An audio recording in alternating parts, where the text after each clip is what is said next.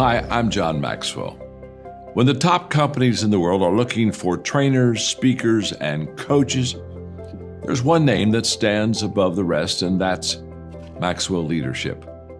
Our certified team members have gotten proven results for companies all over the globe, and our reputation, I'm proud to say, is second to none. Some of our members have risen to the top of their profession, including the one you're going to meet today. I proudly introduce you to my friend Bob Fabian Zinka.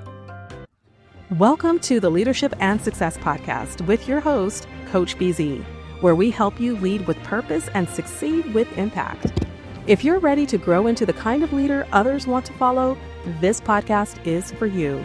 If you're determined to elevate your success and leave a lasting legacy, this podcast is for you. As my mentor, Dr. John C. Maxwell reminds us, everything rises and falls on leadership. Our goal is simple: to inspire you, challenge you, and equip you with insights that can transform the trajectory of your leadership journey. Welcome aboard to another episode of the Leadership and Success Podcast with Coach BZ. First Coast News Stories of Service, sponsored by Duval Motor Company. Every service member has their own journey through the military. In this week's Stories of Service, we profile a Navy veteran who went from high school dropout to role model for thousands of other sailors. Had I not joined the Navy when I did, I'd probably be dead or in prison right now. Reuben Keith Green was a high school dropout in the mid-70s before his life took a very specific turn. Serving in the Navy completely changed my life. But joining the Navy was not a decision that was completely out of the blue. Having been raised by a Navy bosun mate, the transition to military life was not that difficult for me. So once I got into the Navy, I thrived because I was accustomed to the military lifestyle. Green served in the Navy for 22 years before retiring in 1997 as a lieutenant commander.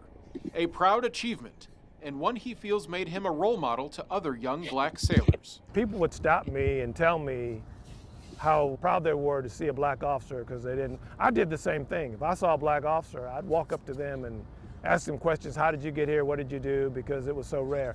That's part of the reason why he wrote a book about his path from high school dropout and then through military life called Black Officer, White Navy. And he's not done writing. I'm trying to get veterans to share their stories because there's a big hole in the literature where the stories of African Americans in the military after the Vietnam War might be. Green continues to write stories for Liberty Life Media about service members and their stories. If you have a story of service that you would like us to profile, send us an email to storiesofservice@firstcoastnews.com.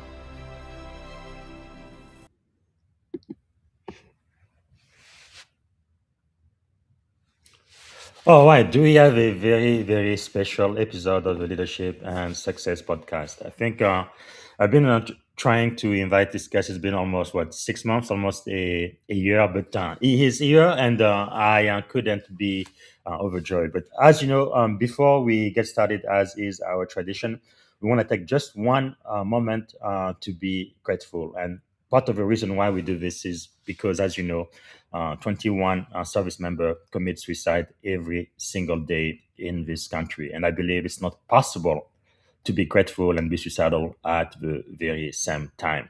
So if you would maybe close your eyes and put yourself in your happy place, maybe take a deep breath and slow down your nervous system and think about one thing that you are grateful for right now.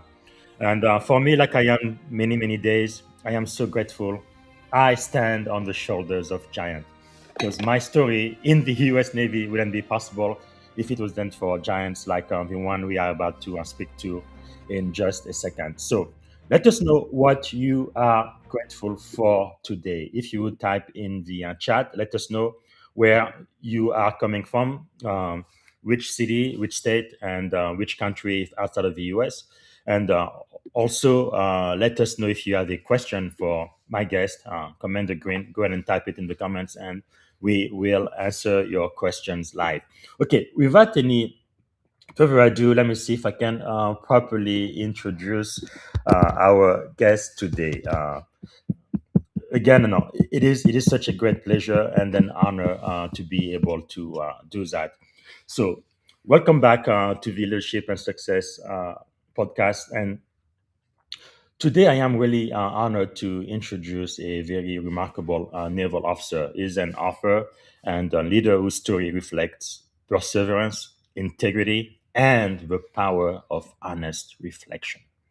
Lieutenant Commander Reuben Keith Green, United States Navy. I think this is the last time I'm going to call him Commander, Lieutenant Commander, but Reuben's journey is one that truly embodies the spirit of transformation and determination. He began his Navy career as an enlisted sailor, and through discipline, education, and unwavering commitment, rose through the ranks to become a Mustang officer, ultimately retiring as a lieutenant commander after decades of service. Throughout his career, he held a wide range of leadership roles from mineman and instructor to communication officer, chief engineer, training officer, and executive officer, shaping sailors and missions along the way. After his Navy career, Commander Green authored powerful memoir, Black Officer, White Navy, a deeply reflective account of his experience navigating leadership, identity, and institutional culture during a pivotal era in the U.S. Navy. His work provides an important historical perspective and offers valuable lessons for leaders about resilience, truth, and the responsibility we have to lead our institutions stronger than we found them. For my audience of naval junior officer aspiring to command one day, and for cybersecurity professional as well, and engineer transitioning into a leadership role, Commander's Green Journey offers powerful insight about perseverance, courage, and leading with integrity even when the path is not easy. Please join me in welcoming a distinguished Navy veteran, thoughtful author, and leader whose story continues to inspire reflection and growth. Lieutenant Commander Reuben Keith, United States Navy retired. Please help me in welcoming Commander Green.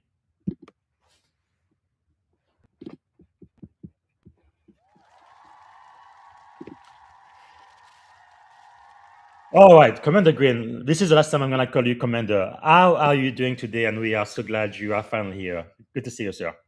I'm doing well, and please call me Keith.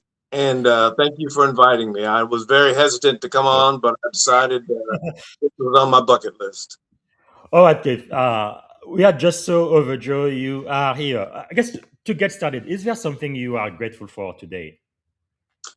Yes, I am grateful that I didn't die at age 50 as I expected to, because if I had, no Hmm. one would have ever heard of me. So, Wow. So grateful for life, man. That is quite powerful. I'm sure there is a story there, and we're probably going to get to it in the next hour or so. Is there something about you that most people may not know when they first meet you? yes, most people don't know that I'm a very avid reader. I buy books all the time. I read books written by people that I do not agree with, because I want to understand their perspective. In order to sharpen my argument, I need to understand their argument. And I read a lot of historical information and a lot of biographies and memoirs, and most people don't know that about Wow, that is a little different. Reading on purpose, especially from people you may not agree with. That's quite insightful. So your journey from enlisted sailor to lieutenant commander is quite remarkable. What originally motivated you to join the U.S. Navy, and what did that young sailor really dream his future might look like? Well, my early motivation was reading the encyclopedias that I pestered my parents as a kid. I pestered them to buy me a set of encyclopedias when I was a kid in San Diego. And later, uh, what, what inspired me was reading Admiral Zumwalt's memoir, On Watch, which I read as a 19-year-old seaman in Charleston, South Carolina. And that was a real eye-opener for me. Wow, yeah, I guess he's the one who's the author of the Z-Gram.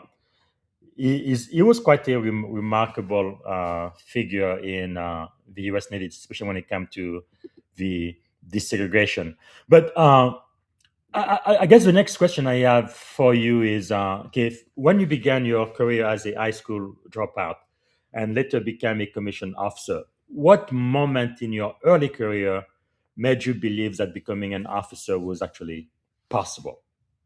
Well, I went to work for a guy, and I went to Miami A school, graduated #2 in my class, but they lowered my grades to keep me from being on honor roll. I was the only black student in the class. We started out with like 28 students, and I was the only black one, the only a high school dropout, and uh, and the youngest person there. And it was Charleston, South Carolina in 1975. So they lowered my grades to take me off of honor roll, and then they told me that I couldn't accept accelerated advancement, which I qualified for because I was a Hmm. reservist. And that turned out to be a lie.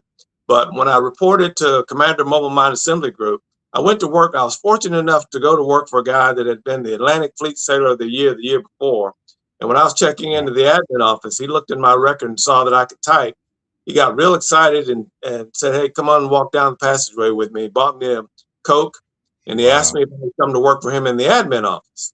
And I said, "Admin office versus the mine bay where it's cold and hot and wet and dirty?"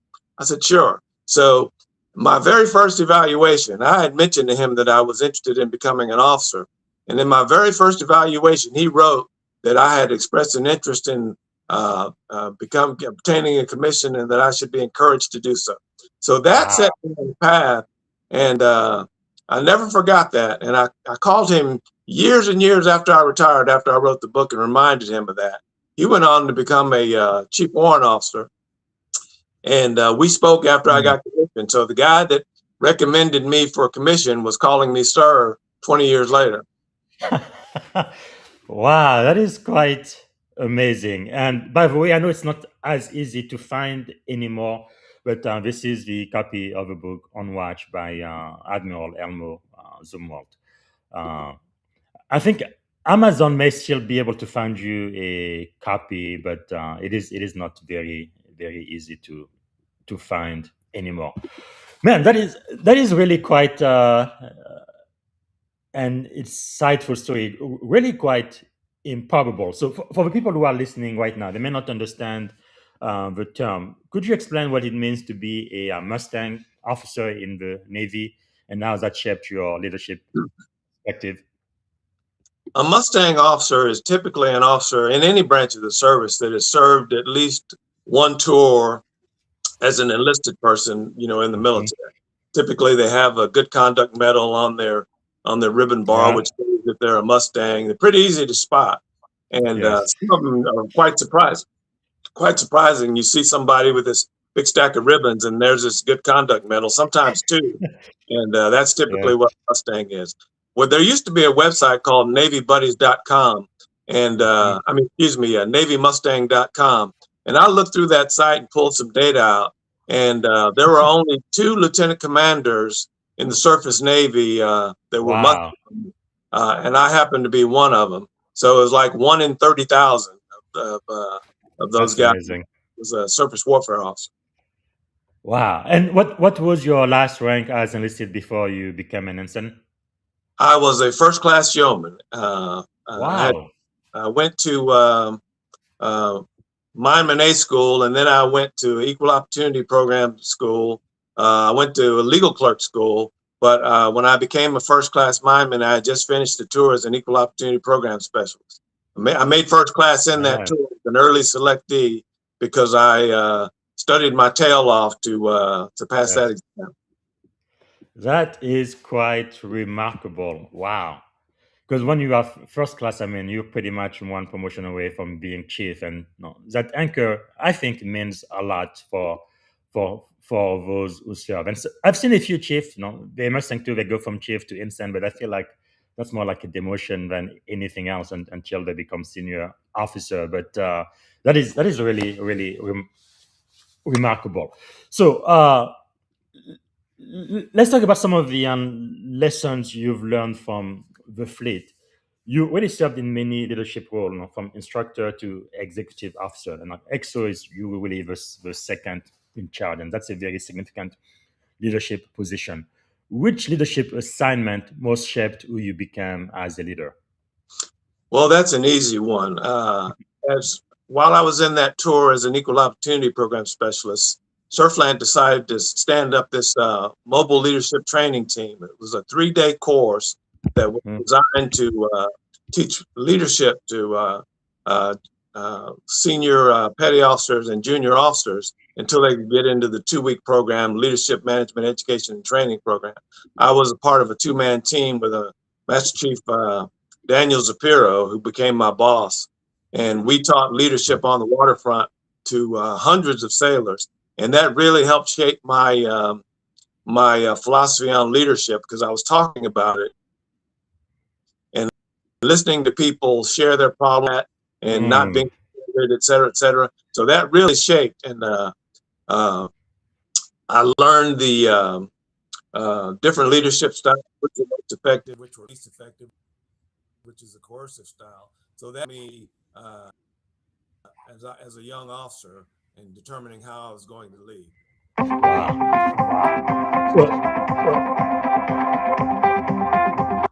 Sorry about that. No, that is all good. Let's talk about navigating some institutional challenges. Your memoir, Black Officer, White Navy, offers a very honest reflection of your experiences serving as a Black officer in the Navy. What inspired you to write the book? Well, what really inspired me to write the book was because I realized that I'd searched and searched for many years for stories about Black veterans and Black servicemen that served after the Vietnam War. And I just couldn't find hardly anything. So I said, if I can't find one, maybe I could write one so that other people that are searching might have something that they can look to. I wanted people to see what it was like to go from a full career as a Black person in the military. Half my career was an enlisted man and half of it was an officer. And I recognized that the Navy didn't really understand its own history about race relations in the military, especially the Navy. So I decided to go ahead and write a book, and I wanted people to understand that just because something is written down on paper doesn't mean that that's what happens. People think that when Truman issued his executive order desegregating the armed forces, that everything became integrated and it was kumbaya and there were no problems. Well, nothing could be further from the truth. So in my first book, I did a lot of historical research and recommended a lot of different books for people to read.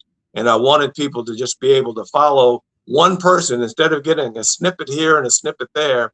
I wanted them to, to see what it was like. And another thing that inspired me was reading the story of Lieutenant Commander William S. Norman, who became Zumwalt's Minority Affairs Assistant, in a book called Blood that came out in the late 80s. The book was rejected by over 200 different publishers before it finally got published. And it became a bestseller. It was taught in over a bunch of universities, and his story's never been told, but he inspired me to write my own. Wow, that is quite fascinating. I can't believe I haven't read that book yet. I will definitely add it to my bookshelf. Wow, that is really amazing. What were some of the biggest leadership challenges you faced while navigating institutional culture in the Navy during your career? Well, some of the biggest challenges I faced were dealing with people that didn't think I belonged there or that I was qualified to do the job that I was tasked to do, and just basically dealing with disrespect. And that was a near constant thing in my career. I'll give you an example. In my last job, the one that drove me out of the Navy, I had just finished my 4th consecutive department head tour, my 4th consecutive sea tour. 3 of those on ships, 1 on the float-going staff, seagoing staff as a training officer. But when I walked into that, I had received a phone call from the flag detailer inquiring about me becoming a flag aide, and I turned that down because, well, I didn't turn it down, but I told them, I said, you need to understand that I cannot shave every day. I use a depilatory powder because it's impossible for me to use a razor on my face every day. So I can't shave every day. If you're willing to accept someone that looks scruffy for 2 or 3 days a week, then, I'm your man. But I never heard back from him again. But after serving those 4 consecutive sea tours, I reported to my command, my first shore duty as an officer, and the captain took one look at me and decided I couldn't do the job and assigned me took that job away from me and assigned me to replace an ensign that was in charge of the total leadership, total quality leadership program. What?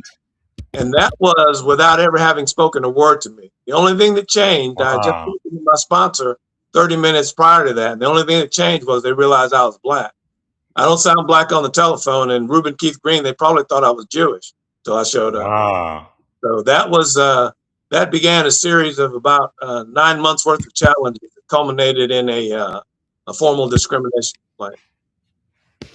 Wow. I am so sorry to hear that. And which year was that? That was in 1995. I retired Wow. in 1997, but my last day wearing a uniform was, I think, January 10th, 1997. But I was on leave and basket leave. I wanted to leave there, and they wanted me gone. So I had several months of growing my beard, waiting for my first retirement check. Wow. Actually, that's not that long ago. I remember Bill Clinton was president then, 1995. Wow. It's I know there's been a lot of changes in the Navy, and sometimes changes kind of slow, but that is quite remarkable, though. In 1995, that some people still couldn't really accept blacks being in the Navy. When in reality, when you look at our history, we've been really fighting for our country since the very, very beginning, right? From the Independence War until today. It's wow, that is incredible. What did that experience teach you, you think? Well, it taught me that when I was an equal opportunity program specialist, I would have people come to me on these various ships when we did inspections and whatnot, or just come to me and say, hey, I'm being abused, mistreated, etc. They're trying to destroy my career. I was Sailor of the Year in my last command, and now I get here and I can't do anything right. And it was hard for me to believe those stories. But what I learned from that is that you can be a superstar in one place and you know what in the next, and it all depends on who's leading you, because people bring their beliefs with them into the military. The military is not colorblind, and it shouldn't be. So you have people that bring their prejudices with them, and they exercise those prejudices because they think they can get away with it, and in most cases they can. Typically, when someone complains about racism or discrimination, they're labeled as a problem that has to be dealt with. Wow, that is quite remarkable. Now, your journey from high school dropout to unrestricted line officer is quite extraordinary. What internal mindset shift allowed you to transition your life and also pursue leadership in the Navy? My parents taught me that I was just as good as anybody else, and don't let anybody tell you otherwise.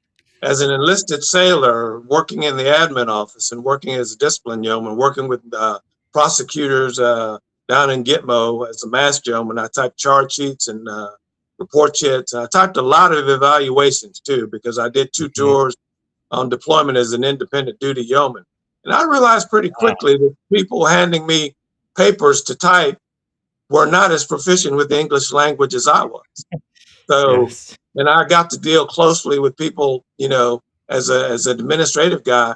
And I thought, these guys aren't any smarter than I am. As a matter of fact, I may be smarter than some of them. So if they can do this job, surely I can do it too. And so that was being up close and personal with the leadership helped me understand that you didn't necessarily have to have the best education. You just had to have common sense and be reasonably smart. So that was part of what made me think I could do it. Wow. Now, every institution around the world, I believe, they have strengths and blind spots. What leadership lesson did you learn about navigating systems that are not always fair in your career? Well, when you talk about blind spots, that's really a sore spot for me, because the Navy's blind spot for me that I've focused on is its equal opportunity complaint system. I'll give you an example. Ronald Dellums forced the Department of Defense to provide military equal opportunity complaint statistics to Congress on an annual basis. after touring military bases when he got all these letters and calls from constituents and people all over the military complaining about discrimination. So he forced the Navy or the DOD to provide an annual report as part of the annual defense report. It was an addendum to the annual defense report. And those statistics really showed that there were serious problems with the entire system. And when Donald Rumsfeld became Secretary of Defense the second time, he ended that requirement to report those statistics. Well, as part of my research for writing my book, I got copies of all of those reports that were available and looked at them, and I was just dumbfounded at what I found. In 1989, when I was chief engineer on deployment in the Persian Gulf, the Navy substantiated 0 discrimination complaints out of 156. And this was after the CNO in 1988 reported there was widespread bias and discrimination against Black people in the Navy in promotions and military justice and elsewhere. Task Force 1 Navy report found some similar findings, and we know where that wound up, in the same pile as all the rest of them. So the blind spot in DOD and the military, there's a DOD IG report, DOD IG 2023-073. It talks about the dismal state of the military equal opportunity complaint system. And so far, no action has been taken on that. And I've been raising hell about it on LinkedIn for a long time, but there's been no action taken on that. Wow, that is quite incredible. And SecDef Rumsfeld, that was what, in 2004? So that's only what, 20? 2005. The requirement ended in 2005. After I wrote about those in 2017, all of those statistics magically disappeared from the internet because I was telling people, go back and look at these things and look at your own service, look at the years you were in, and see what you can see. Well, they were all removed from the internet, so nobody can see them. Wow, that is quite fascinating, huh?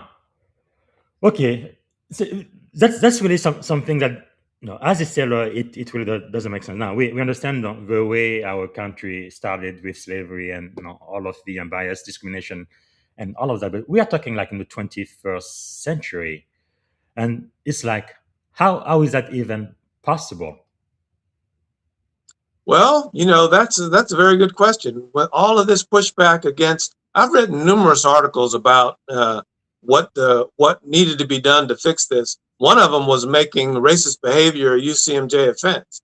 The Navy SEAL case from last year really shows why that's necessary, because for more than 2 years, these racist memes depicting this Navy SEAL as a monkey and a slave were passed around within his command. Everybody knew about it, including his leadership, but nobody held the people responsible for that accountable until Admiral Milton Sands stepped in after Pete Hex's lawyer, Tim Palatare, stepped in. He was hired by this guy, and he cleaned house. He held 18 people accountable, and then shortly after that, 7 months after that, he was fired by Secretary Hexeth without any explanation.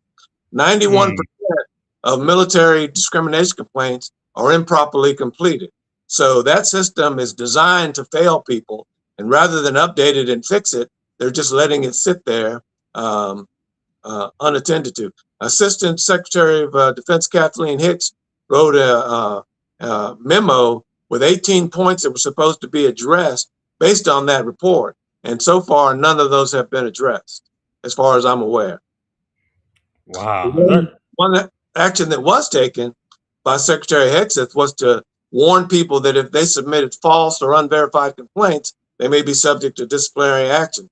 Well, the categories are substantiated or unsubstantiated. Now, who's going to file a discrimination complaint under conditions like that? And second of all, who's going to substantiate one? So it was designed to push down or quell any complaints coming from the forces. And I don't know, because there's been no reports. There was a report saying that racist incidents are rising in the military. I read that in a newspaper report, but you don't hear any of that from the military. That is quite remarkable. So I am sure for many individuals like myself, generally speaking, when I look back the last 21 years, I have been on active duty and then the reserve.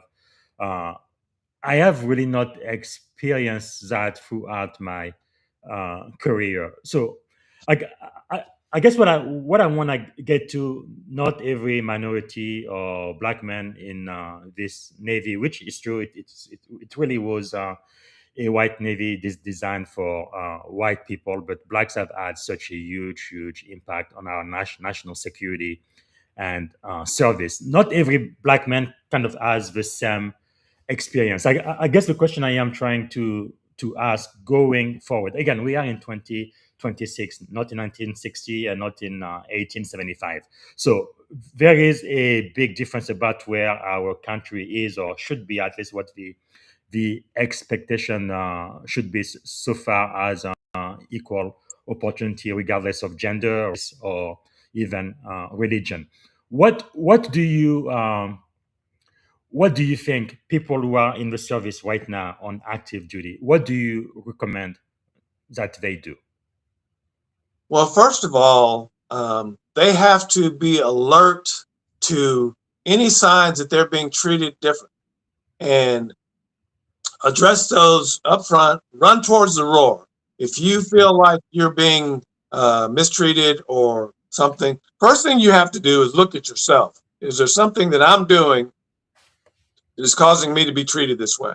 And you want to eliminate any possibility of anything else before you think that, well, maybe it's because of the color of my skin or my gender or whatever. But you have to look at yourself. And I always recommend that people keep a goodwill book, keep notes, keep records of what happens to you.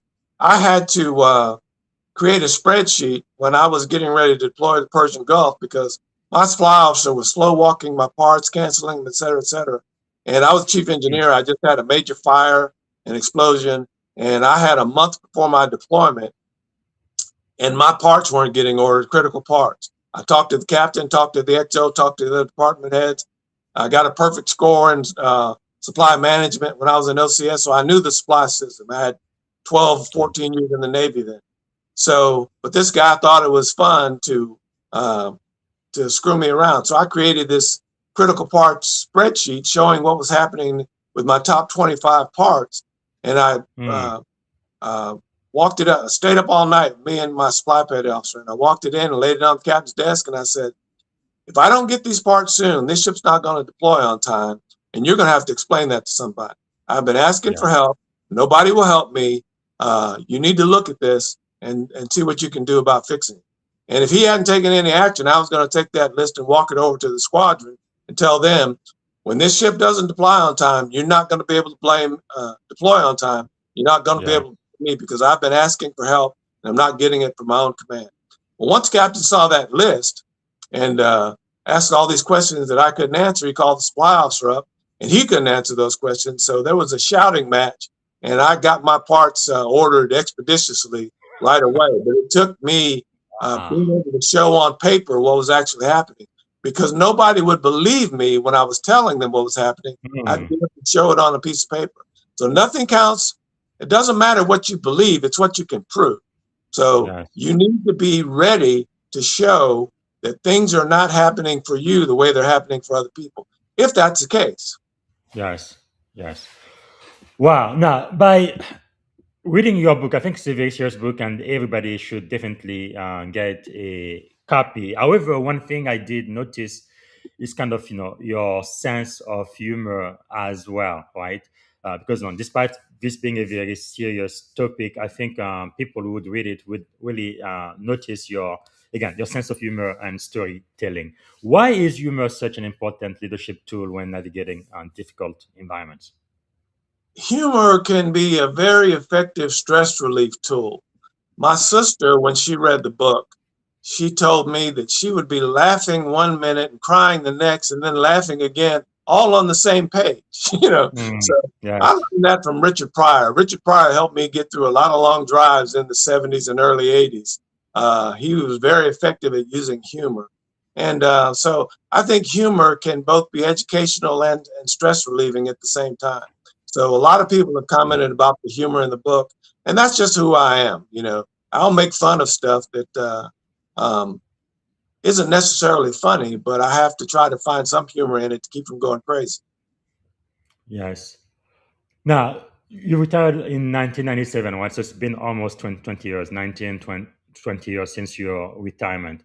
Now, looking at today's Navy, what progress have you seen since the time you served? Anything positive you have noticed? I am amazed at the number of Black officers that are in the Navy right now.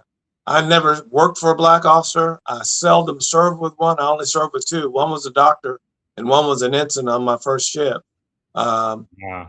He didn't stay on active duty. He went into the reserves. But I never worked for a Black officer. I only worked for one Black chief the whole time I was in the Navy. It's routine for people now to work for Black officers.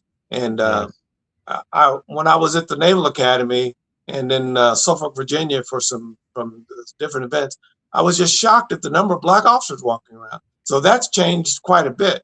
I think it's less of a novelty to see a Black officer than it was during my time. When I joined the Navy, 0.5% of the officer corps was Black. So that would be 99 John McCain's and one Barack Obama. So it was really rare to see a Black officer. So, and what it's also changed is Black officers have achieved very high levels within the Navy. So that's a very positive thing. And Hispanics too. I had a guy reached out on LinkedIn and connected with me. I said, "You're the very first naval officer I've ever met whose first name was Juan." So we got a kick out of that. But there has been a lot of when they say we don't do diversity, we don't do inclusion. Well, all you have to do is look around and see that that's not true. And the equity part is, I think, what was really the sore spot for a lot of people for DEI. Mm-hmm. Wow. So, what work do you think still remains from the time you retired? The military needs to understand that culturally, it is a white male-oriented organization, and you either have to adapt to that or die. And if you push back on that in any way, it can mark you for destruction. So what the military needs to do is DOD and the Navy were on the right track, and then all of a sudden this anti-DEI push happened, and all of that stuff got scrapped. But meanwhile, people had their hopes up, their high hopes for these changes to be made, et cetera, et cetera. When the CNO said that there is racism in our Navy, CNO Gilday, didn't get a whole lot of public pushback. But when I say it, I'm called a racist and the biggest racist on LinkedIn, et cetera. So you have to recognize the reality that racism does exist. And until you can recognize that, it'll be difficult for you to deal with it effectively. Sure. So, what would be your advice then for a minority naval officer who might be listening right now? They are on active duty in the Navy. What lesson can they really get from your book? Well, the first thing you need to do, if you're a young officer or even a young petty officer, chief, whatever, when you report to a new command, the first thing you want to do is sit down and read all the instructions in your command about how you're supposed to do your job, how things work, et cetera, et cetera. You want to read all that. Read everything you can that has been written by your CO so that you get to the point where you can write a message that sounds like he wrote it because you know his writing style or her writing style so well. So learning those instructions is key. And then you need to look and see how are these things, they're put in writing, but are they being adhered to? And if they're not, then what is it you can do or what is it you need to do to fix that? Because you don't want to get burned by doing something that everyone else is doing, which is contrary to the instruction, because you stand out more than a lot of other people do. And I've had multiple instances where I called people out for not following their own instructions. And it cost me a lot. Almost cost me my career when I was in that equal opportunity program, Billy. But you have to be right. And what they put in writing is what counts. You can't make pronouncements or whatever. You have to go by what you say. This is how we're going to do the job. So that's important. As a young ensign, I saved my command $71,000 by reading the instruction on defense reutilization and management stuff. I just instruction. I went over on my lunch break while the rest of the guys, ensigns, were over there at the club having a liquid lunch, and I signed for 2 truckloads of material and had it delivered to the ship. And it was like I was like ensign clause. There were people running all this new stuff, and the XO came down and said, "Where did you get all this stuff?" I said, "I just signed for it." And of course, when the fit reps came out, guess who was the number one guy there? Yes. Wow. Well, for black people, I know that's what I call black excellence, and it is. I don't know. I guess when I look over my own career, there was only one time where racism was palpable in my career. It's when I jumped from being a third class petty officer to becoming an ensign. At the time, I was assigned to Bessemer, Alabama, and my CEO was a captain. Definitely was a racist. Didn't like me at all. But the good thing is, many decisions in the Navy. I know the CEO has a lot to do with your career and your progression. But there are some decisions that the Navy takes completely away from the CEO. For example, if you're going to promote from enlisted to officer. So I made instant. I was selected. I was going to become an officer in this white Navy, and there was absolutely nothing my CEO at the time could do about it. So that's just one, really the only experience throughout my career that was quite fascinating, especially for some of the chief, because I was only a third class petty officer. Basically, I was saluting everybody with a rank I saw. But when I came back to the same command initially, and now I was an officer, and now they were saluting me. So that was a little bit awkward and different. Like I also remember the very first time I served in Millington. I was a recorder. That was the first time where the Navy decided we don't want to show a photograph of the members. I guess they had some concerns. Some people might be racist, or it might be sexism, or whatever it might be. Once they look at the person, like you say, you Reuben Green, that sounds like a very white name, but then they see your picture. No, some people, not everybody, but some people may have unconscious biases or whatnot. So anyway, I was in the middle of the selection board, and we got the message: we are not going to show the pictures of the members. So they took that screen down. They just had to look at the paper, at the performance, and then decide. But anyway, having said all that, in my experience, the Navy promotion system I don't think is perfect, but it's one of the very best one I have seen. Especially when I worked as a recorder, I went there the week before the board was in place. I went over probably 2,000 records in that week. After a while, it was pretty easy for me to tell, okay, this person is definitely, absolutely going to get promoted. This one, maybe not, and this person absolutely will not get promoted, just based on their fitness report, right? So it was very. I feel like it's a pretty fair system. I'm sure it can still be improved upon, but it seems like there's been a lot of progress. So I guess I've said all of this to ask you this. For your book strongly resonate with leaders from underrepresented background, whether it's minorities, females, or gays, or whatever it might be. No, like you said, no, this country, the armed forces really was meant for white male Christian people. That's just our history. It is just a fact. But what I love with America is, with time, though, we've tried to really live out to the aspirational creed of our country, right? All men are created equal. That includes women, that includes black people, that includes gay people, that includes everybody. So with time, I think we've really tried to build this nation, like President Abraham Lincoln says, of the people, by the people, and for the people. But it took a lot of time. But even throughout those tough times, I know a lot of minorities. Like, I'm focusing on Black history now on my LinkedIn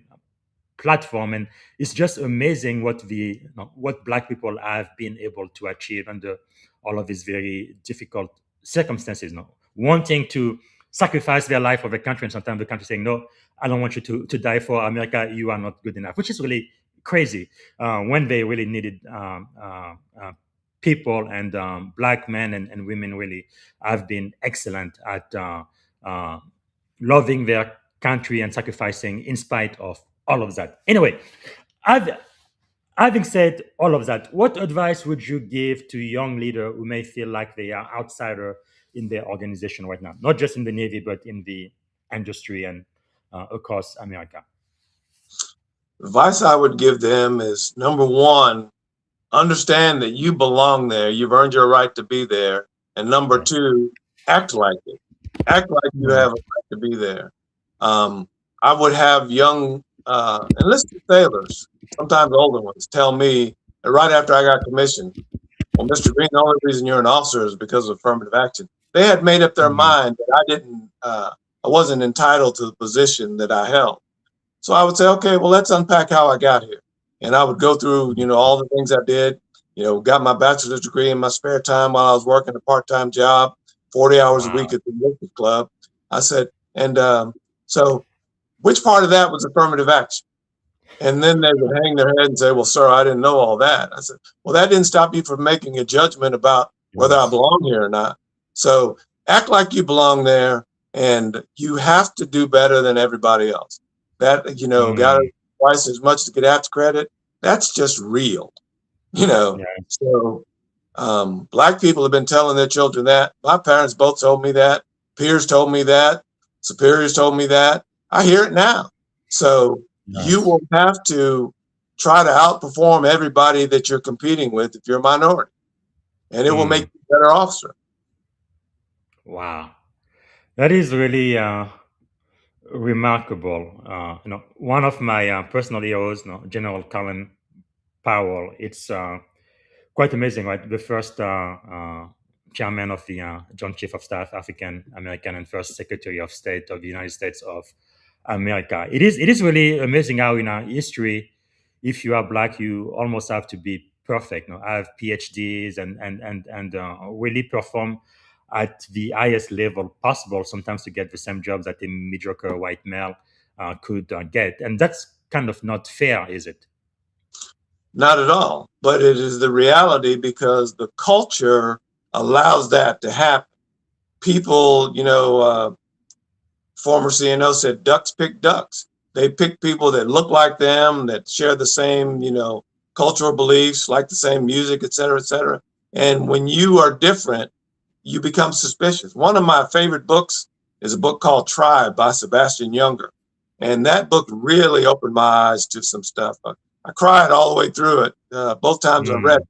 But it was, I recognized that I was not really a member of the tribe that I was with. So it was very helpful for me to read that and understand it. And people need to understand that the minority experience in an organization like the military is different. Yes. Well, when people read your book, especially young minority and especially naval officers, what do you want them to get from your book? Black officer, white Navy. What is the main lesson you want them to get out of it? What I want them to understand is that they can succeed, but they have to be clear-eyed about what they may face, and to be alert for any signs or any indications that they're being treated differently, and to just address it. I have called people out directly. What is your problem with me? You seem to have a problem with me. Let's talk it out. Let's figure out what it is so we can move on. And if you can't tell me what the problem is, one piece of advice I'll give people, as I would do this routinely as a young officer. When I would meet with my boss, my CO, I would ask him, it was always a him, is there anything that I'm doing that you don't want me to do? And is there anything that I'm not doing that you want me to do? And I would get some really good feedback from that. Sometimes I would, and I would act immediately on whatever that feedback was, because I didn't want any surprises when my fitness report came out. Yes. because I always front loaded it with all of these quantifiable achievements that I'd made. And I didn't want to read that I was doing something that was annoying to my CEO or whatever, because, I didn't ask the question. Don't be afraid to ask, how am I doing? And act on what it is you're told immediately. You fix whatever the problem is, and then you ask the question again. Wow, that is powerful. Now, if you could go back and speak to seaman recruit Reuben Keith Green on his first day in the Navy, what advice would you give him? I would advise him to keep a written record of all the lessons that he'd learned or would learn along the way. Take good notes, keep a diary, do whatever. One of the things I did after I retired was I created a chronology of events from the time I joined the Navy to the time I was writing the book. Things that happened in my career, things that happened in the Navy, and things that happened in the country. And I began to see that there were correlations between how I was treated and how Black people were being treated in the country and in the military. So you can see patterns once you understand what to look for. So I would keep a record. I want people to write their stories, and it's much easier to do if you can go back and look at the things that you wrote. I have a memo that I wrote in 1980 to the CEO of the Defense Equal Opportunity Management Institute, recommending things that needed to be changed or addressed in that curriculum. Don't send a young E5 with no power like me down there. I had absolutely no power in a maintenance command in Mayport, Florida in 1980 with Confederate flags all over the parking lot on the officer and enlisted. So I got thrown to the lions, but I volunteered for it. I was too junior for the job, but they sent me anyway, gave me a waiver, and it almost ruined my career. But I would keep a record of all the things that are happening, because it will help you understand what's happening to you and what's happening throughout the country. Wow, that is very, very good advice. And I know even when I was a seaman recruit myself, chiefs, the anchors, they really took care of me from the time I was an E1 all the way up I was an 04. So once I became an 05, I'm like, please, chief, continue mentoring me, please. Just because I'm a senior officer doesn't mean that I don't need your guidance any longer. But it really does make a difference when you have people who do believe in you, doesn't it? Absolutely. And there were several that really, I wouldn't have made it without them. There were people that really were in my corner. The last one was a good old crusty Navy captain from North Florida named Robert H. Rankin. And he, when I reported to the staff, I was the safety officer. I had a job with no subordinates, and nobody really knew what I was supposed to be doing because it was a brand new billet. And after a couple months in that job, he called me in his office and said, I want you to take over the training department. And I said, I've been watching you. I want you to take over the training department. Well, I'd been paying attention, and that guy was sucking up missiles all over the place from these irate, angry COs that he was putting on report who were failing training or not doing this or that. I said, no, thanks. I've enrolled in a master's program, and I don't want the busiest job on the staff. And he said, Keith, you know how this works. If you don't volunteer for it, you're probably going to wind up with it anyway. So I said, well, can I sleep on it? And he said, yes. So I came in the next morning, and of course I volunteered, but it was the best job I ever had. That guy had my back. He was the best boss, best leader I ever had.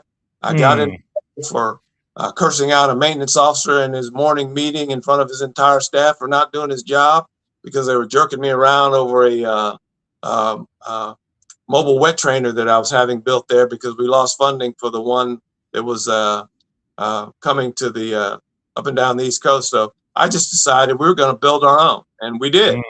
But we ran out of expertise and material, so I asked the SEMA Mayport to help us build it. My captain did, and they were dragging their feet, jerking me around. So I decided I needed to get everybody's attention. So I just went over there and just, showed them my rear end. And once I got everybody angry and fired up, and I was able to survive the flame spraying by their CO, and once he was done with me, I got to explain my side of the story using all the documentation, all the papers, all the everything.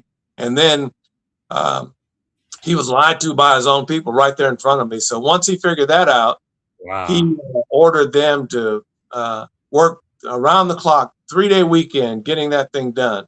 And Wow. unfortunately, a lot of sailors that should have been spending time with their families were there working on that war wagon. But it was because I'd been jerked around for months and months, and my skipper was beginning to question whether I was going to pull this off. He was getting frustrated, and I finally just had to create a crisis in order to deal with it. Wow. I guess that is really great now in the end, but that could be quite risky as an individual because your career could have ended right then and there. Oh, absolutely. I expected to be court-martialed, but I was going to lay out all my stuff on the table because I had a will book that had all these facts in it. And if I was going down, there were some people going down with me. But it wound up that that very same two skippers, my chief of staff and that CO, were featured in Surface Warfare magazine about this great self-help achievement of this war wagon that was created in Mayport. And they got all these interviews and stuff, and they wound up spelling my name wrong in the article. Wow, that is incredible. But in the Navy, that's the only branch I truly know. But compared to the industry, I'm sure in the Army, the other branches of the military is the same. We really try to live by our core value. At least every sailor know what our core values are: honor, courage, and commitment. What does courage means to you? Well, courage to me means the willingness and ability to stand up for what's right, to speak up against what's wrong, try to do things to make the things that are wrong right, and always being able to look in your people in the eye and tell them the truth. If you lie to your people, they will never forgive you, and they will never trust you. They need to know that when you tell them something that it's right and it's true, because you may be ordering someone to do something that can get them killed. Yes. And so it's important that you have integrity with your people. And that's one of the most important things. Being a good leader means sometimes doing things. I disobeyed orders on more than one occasion because it was the wrong thing to do. And I was held accountable for it. And sometimes I had a skipper pull me aside on the bridge. We were on our way to the Persian Gulf, or in the Persian Gulf. I was the only officer on the ship that was standing watches on the bridge as TAO in combat and as chief engineer officer of the watch. I was the only one qualified to do that. And I would let him sleep rather than call him or every little nickel and dime thing that I was supposed to call, notify him for. And I kept expecting him to call me down to his stateroom and ask me why I didn't notify him of this contact or that contact or whatever. Sometimes my watch standards would get mad at me because they knew what the order said. He needed to be rested more than he needed to know about a contact that wasn't going to come within, 12,000 yards of us. Yeah. So one day he pulled me aside and said, "Keith," he said, "the only time I can get any sleep is when you're on the bridge." So he knew what I was doing. And rather than punish me for it, he thanked me in an indirect way. Yes. Wow. Now, I must tell you, I guess it was only about 6 years ago. It looks like a long time ago, during the George Floyd era, Black Lives Matter, and all of that. No, again, we have 3 core values in the Navy: honor, courage, commitment. We almost got the 4th one, respect. And then I guess it didn't go anywhere. What would that have meant to you to have a 4th core value, respect? What does respect mean to you? It means everything. And Dr. John Cordell, who you had on last week, who ordered me to do this podcast, yes, per your direction, he is a big proponent of that. And if you don't respect your people, they will see that in how they're treated. They will see that in their orders are issued or given, and how how they're treated. And Yes. if you don't respect the people, it shows. The worst thing you can do as a leader is have contempt for your people. I had when I left my engineering tour, I finished my hydrofoil tour, XO and hydrofoil tour, and I was at the Mayport Exchange one day, and one of my former sailors walked up to me and said, "Mr. Green, I just want you to know that the guy that relieved you would call us in to work on the weekends, and then we would see him walking down the brow with one of his fellow department heads going to play golf. What? He said, I just want you to know that you never did that, and we know that you would never have done that. You were always there with us. You were the last one to leave, because I respected those guys. Yes. And they knew it and got it. Wow, that is quite remarkable. So I guess let me ask you this: what characteristic you think really makes the difference between people who just hold the rank and those who are true leaders that every sailor would really follow to the end of the year? Because I've had quite a few of those outstanding leaders throughout my career. What makes an outstanding leader in your view? What makes an outstanding leader is someone that is willing to push back against things that they know aren't right. The operational necessity will require that you push yourself to the limit. The fleet is pushed to the limit right now. These sailors that have been out there for months and months under high stress conditions, unless you've actually lived through that, you don't know the stress and strain it creates for yourself and your family. So sometimes a leader has to make a decision that is not popular with his superiors, but it's necessary. You got to be an empathetic leader. Wow, powerful. Okay, I know we are 2 minutes out of time. If I can ask you 2 more questions before we end, if you have time. Thank you. So, what leadership legacy do you hope your book and your career leave for future generation of sailors? Well, I want them to be able to look back and say, there was someone that tried to warn the Department of Defense and the Navy about what could happen if you did not address these problems that I've been talking about. I wrote about perpetual racism problem in the Navy. I wrote about DOD's unfinished business. I wrote about making racist behavior a UCMJ offense. And I wrote about the need to rename the USS John C. Stennis. John C. Stennis and his cohorts did a lot to keep Black officers out of the military in all branches of the service. And I also wrote about Lieutenant Garrison Payne, who was the first Black naval officer commissioned in 1917 that no one knew about. I had this white guy from Indiana contact me with this crazy story. And I didn't believe it at first, but I started looking at all the documents, and then I ordered some old books off Amazon, did a bunch of research, and I wrote this article to change the course of Navy history. A lot of people are not happy that the Golden 13 and Dory Miller have been supplanted as the first of this and the first of this, including Admiral Sam Gravely. But the facts are that there was one before that. Yes. And you cannot let history be what you wish it was, but it needs to be what it actually was. Yes. And thank you so much for bringing this up because, yes, I just found out actually last week because of you. And yes, it's quite remarkable. I guess he was kind of white passing. I believe his mother was white, but he definitely was Black, especially during those time where they said, no, if you just have one drop of blood from a Negro, that makes you Black. And white people would enslave their own children, which is just tragic. But anyway, you are correct.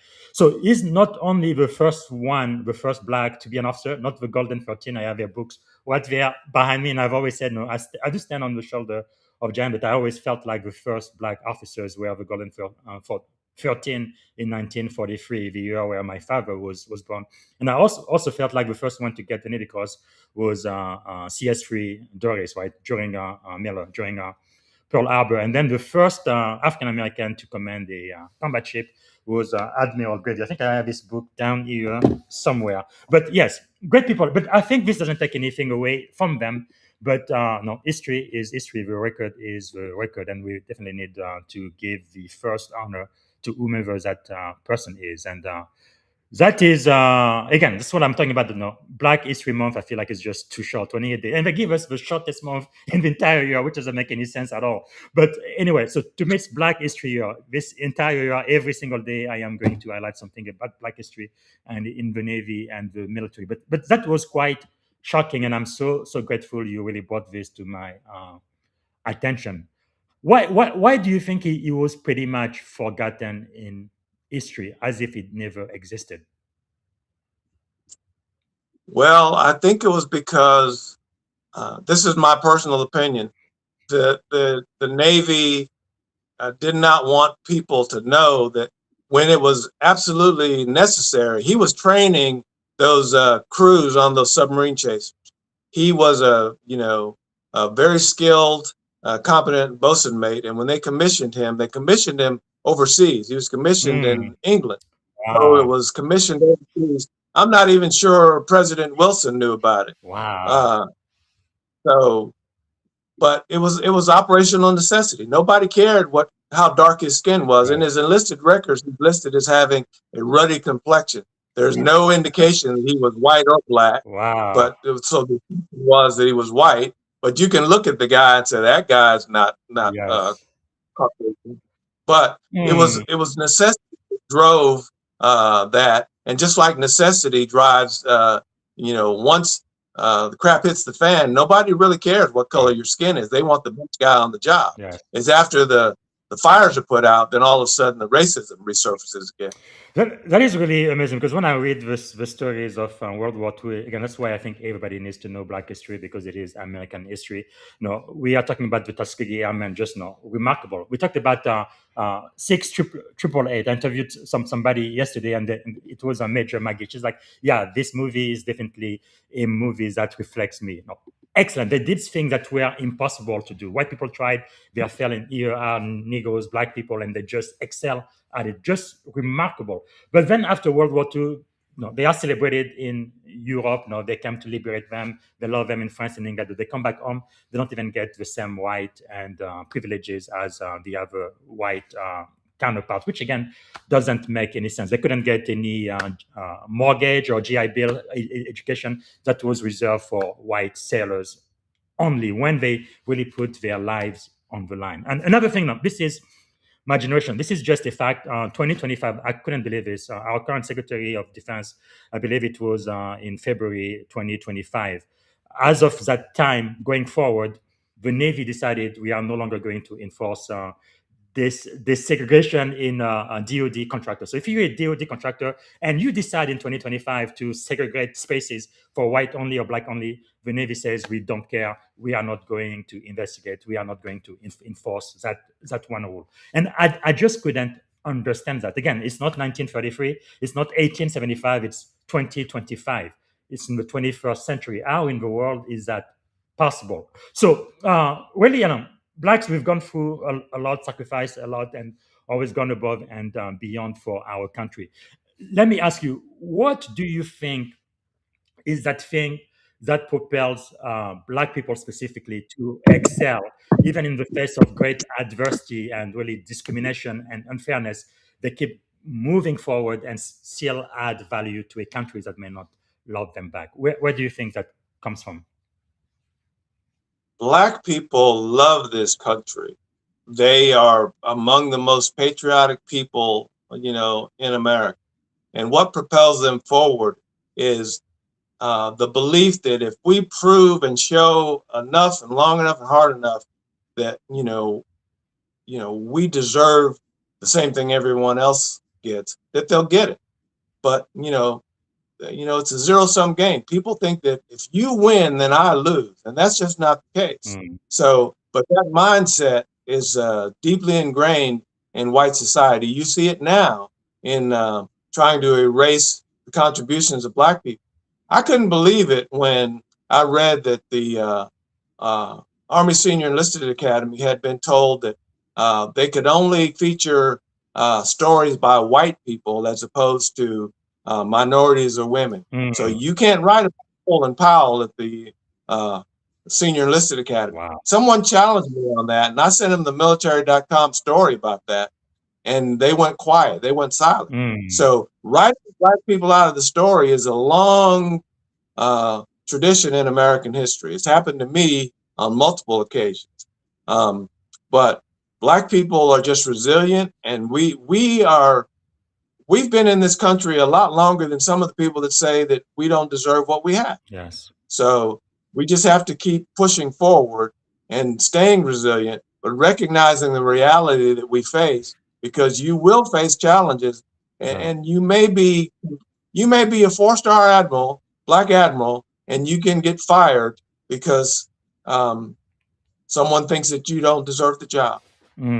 Wow. That is really incredible. And I know for some people, they like to talk about the May flower and all of that, but that was like September, 1620. But actually, August 20th, 1619, a year prior to that, is when the first Black people were brought here, about 100 of them as slaves. Now, my connection to that is my last name is Zinga, and I can trace my ancestor all the way back to Queen and Zinga. She was the queen of the Congo Kingdom with a K. I was born in the Republic of the Congo with a C. But anyway, my direct ancestors, the very first 100 people who came here came from the Congo Kingdom. That was August 20th, 1619 in Virginia, which later became part of the United States. So that's my connection with the African American struggle. So these were my direct kin ancestors that came to this country before the Mayflower. So yeah, again, America, I think, has a lot more to do, but I'm glad for the progress we've made throughout the years. And again, Black history is American history, and white is white and wrong is wrong. And I really love our core value: honor, courage, commitment, and it really means the world to me. And as an officer, as you know, our oath is not to a man, it is not to an organization, it is to the Constitution of the United States of America. And those founding documents, like the Declaration of Independence, that says that all men, regardless of your race, regardless of your gender, regardless of your sexual orientation, all men are created equal. And that really should mean something, especially in 2026. All right. I've already taken too much of your time, sir. Thank you so much. But before we end, I want to ask you one last question. And I want to actually read a testimonial about you. Gary Ramos says, Keith's approach helped my Afro-Latino Army infantry officer son successfully win his fight against this type of action. We are forever grateful for his moral and practical support.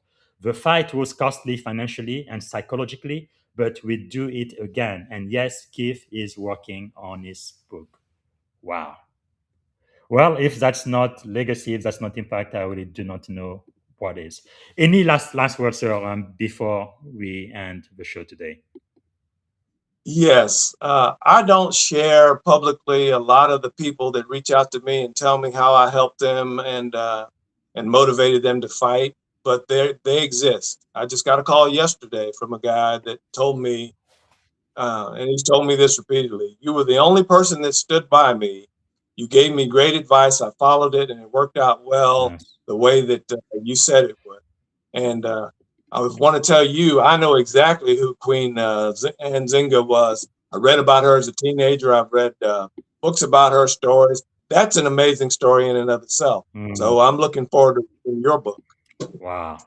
Outstanding. So the very last question I am going to ask you is, what do you, let me put it this way. So leadership is often defined by the decision we make when no one is watching. I think that's really the essence of leadership. What you do in the secret, like people on the Epstein file are starting to find out nothing remains secret for very long. But what does leadership mean to you today after a lifetime of outstanding, honorable service and reflection? To me, leadership means doing the right thing. And I don't necessarily mean doing the right thing regardless of the consequences, but when the circumstances permit, do what you know to be right. Yeah. And sometimes people will just stay quiet, knowing what needs to happen. Plenty of people stayed quiet when they saw what was happening to me. And they could have stepped forward and said, "Hey, this is not right." And but they didn't. You need someone that's going to step forward. Dr. John Cordell epitomizes leadership to me. He's got a book coming out. Yeah. I had something to do with that because I badgered him and pestered him, and frankly, I think he wrote the book just to shut me up. But I definitely recommend that you read that book. Get yourself a copy of that because he has taken a lot of heat for his friendship with me. But he stuck by me, and he has been in my corner for years now. Yeah. But there's a lot of good leadership lessons in there. And I think I would recommend that anybody read it. If you want to learn about leadership, I never won any leadership awards. He's got a wall full of them. So if you want to know about leadership, listen to this old white guy from Rome, Georgia. Wow, that is really, really amazing. Okay, all good things do have to come to an end. So, what can we do to add value back to you, sir? Thanks so much for taking the time to speak to my audience today. We are so grateful. How can we add value back to you? Well, just connect with me on LinkedIn. I connect most connection requests and just follow what I write about. If you look back through my my posts, I'm pretty straightforward on what I think is going on, what needs to happen, Mhm. and what isn't happening. And I hold the Navy to account because I'm still suffering from some of the things that I dealt with both while I was in the Navy and afterwards because the Navy doctor didn't like I was writing about my service. I've got a 5-year battle going on where they're withholding FOIA requests because it's embarrassing to them. All I wanted to know was what have I been accused of, and what has been said about me, because these things tend to have long legs. I don't want somebody coming forward saying I did this and I did that Yeah. when I've done everything I can. Stand in the arena, I've got my sword and my spear in hand, and Mhm. nobody will come out and engage me because they're afraid of what will be revealed. So, Wow. what you can do to engage me is just share my story. Well, thank you, sir. This is really remarkable, and for everybody who is listening and watching right now, again, the book is Black Officer, White Navy. Well, thank you, sir. This is it. Again, I'm very, very grateful for spending over time with us today. Last word, is there a question I should have asked you that I didn't get a chance to ask? Anything else you wanted to share before we end the podcast today? No, I think you covered all the bases. You did a great job, and I appreciate the opportunity to be on your show. Well, thank you so much. And the final question will be what is one word that comes to mind, uh, pretty much crystallizing our experience on this podcast today? Motivating. Motivating. Well, I am so grateful for your outstanding honorable service to our nation and for keeping to share your wisdom and really helping us make our Navy and our country a better place. Thank you, sir. Appreciate that. Thank you. All right. This is one for the book. We did talk about a lot of very serious issues, but they are real issues affecting real people. So I am so grateful for that. And like Commander Green said, right, what you can do as an individual, I think, really has a lot of impact. Sometimes you may not think like it, especially if you are in a leadership position. It really, really, really matters. Be the best person you can be the best leader you can be for all of your people, not just for white people, but the Black, the Latino, the women, the gay, everybody else, right? We should all have equal opportunity in this nation. Right? It was really engraved in our founding document, and I think it needs to become a reality for all of the citizens of America right here, right now in 2026. So I think if each one of us does something, I think we can really have a huge, huge impact. But yesterday, again, I was talking to Major McGee. One thing she said, one of her best quote by Maya Angelou: "People will long forget, right, what you told them, but they will never, never, never forget the way you make them feel. And you, as a leader, you have the power to decide how your direct report are going to feel, whether they are Black, they are women, they are gay, or whatever it might be. Those who report directly to you, your seller, will never forget the way you make them feel. So I want to challenge you to be that kind of a leader. Because it is never illegal, it is never unethical, it is never immoral to care for people, all people. All right, I am going to stop there. I'm going to have another interview today with a former Special Forces veteran, and is a best-selling author as well. I believe it's scheduled for in about one hour or so. I will be back on the Leadership and Success podcast. And let me see if I have a picture of him really quick, just so that you guys know where to come back. It's going to be in about 1 hour. Here is the picture. It's Stephen Kuhn, Sergeant, U.S. Army veteran, and you do not want to miss it. I think it is really easier, I believe, in the military to become a leader, even at the lowest enlisted rank. But we're going to be talking to Sergeant Stephen Eugene Kuhn, Special Forces veteran turned leadership mentor, humble alpha architect, and best-selling author of Unleash Your Humble Alpha and also Citizen Servant Leader. He's a Cold War soldier and is now a global leadership coach. So we're going to be talking about leadership lesson from Army veteran Stephen Eugene Kuhn in about an hour. Thanks again for watching the Leadership and Success podcast. See you in an hour. Thank you. Bye. Thank you for tuning in to the Leadership and Success podcast with your host, Coach BZ. If today's episode added value to your leadership journey, be sure to subscribe, share, and join us again for more wisdom nuggets on how to lead better and achieve greater success. Remember, leadership is the most critical skill of our time. The world will always need leaders to inspire others, drive innovation, and execute meaningful strategy. So why not count yourself among the bold leaders shaping the 21st century? Until next time, stay inspired, stay committed, and keep leading with excellence.